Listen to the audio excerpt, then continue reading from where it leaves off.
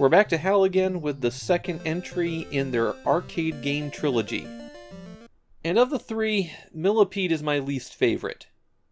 That doesn't mean it's bad, just that I think it's the one with the most weaknesses.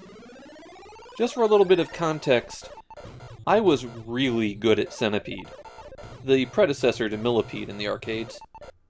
Not really fond of Millipede in the arcade, but I could play it pretty well.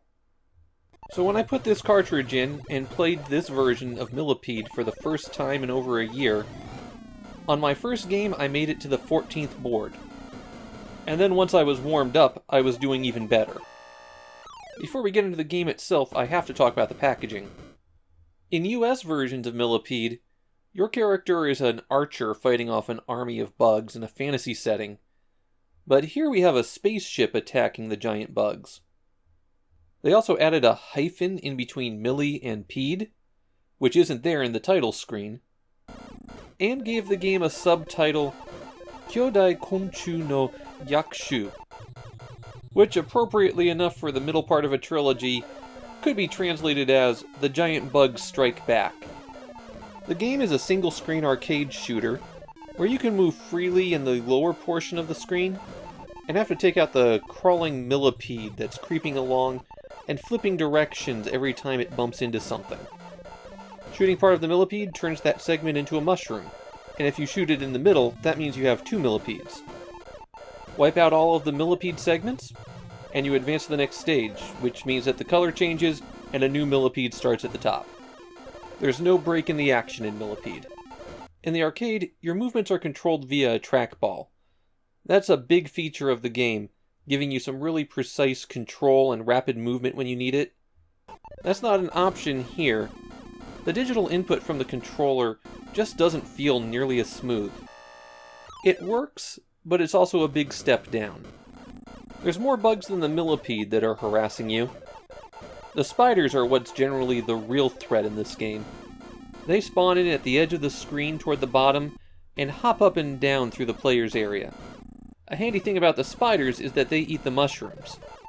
Mushrooms block your movement and shots, and destroying them takes multiple hits, so the spiders eating them is actually pretty helpful.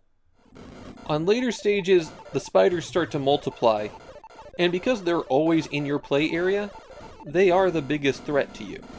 Spiders are also one of the big sources of points. What score you get for shooting them depends on how close they are to you, so hold your fire and let them close in. The spider's annoying counterpart would be the bee. They start at the top of the screen and drop down rapidly, planting mushrooms as they go. On stages where they're common, they can fill up the play area pretty quickly. The worst version of the bees are the dragonflies. They get some waves all to themselves, and move in a zigzag pattern down the screen while planting mushrooms. The beetle creeps in at the side of the screen, and then moves down to the bottom. It'll crawl along there for a little ways before going up again. Any mushroom it comes into contact with turns into a flower, and flowers are indestructible. Shooting the beetle makes the whole screen drop down one row, which is something that happens when you complete a stage as well. That can be helpful for clearing the bottom of the screen, or getting more bombs to appear. The earwig tends to appear toward the top of the screen, and any mushroom it contacts become poisonous. The only indication you have that they're poisonous is that they flip direction. If the millipede touches one of those, it drops straight down to the bottom of the screen. This is actually good for you, since the millipede going straight down means you shoot all the segments very quickly. Finally, there's the inchworm, which appears lower down than the earwig, and if you shoot it, everybody else slows down for a little bit. Very useful for making sure you get those big points off the spiders. When it comes to shooting all these things, you can only have one shot on the screen at a time, but you can hold down the fire button to shoot another one immediately. That's a useful tactic for taking out the mushrooms quickly, but when you're closing in on something like a spider, hold off on firing until you're ready. The other important feature are the DDT bombs.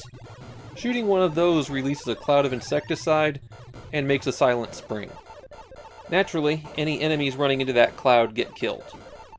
And that's literally everything you need to know about Millipede.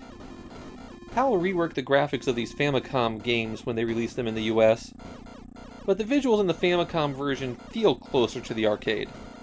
This is a solid port, whose biggest failings is that it can't really replicate the arcade nicely. I can see other people enjoying this, but as somebody who's very familiar with the arcade games, it's a big stumbling block for me.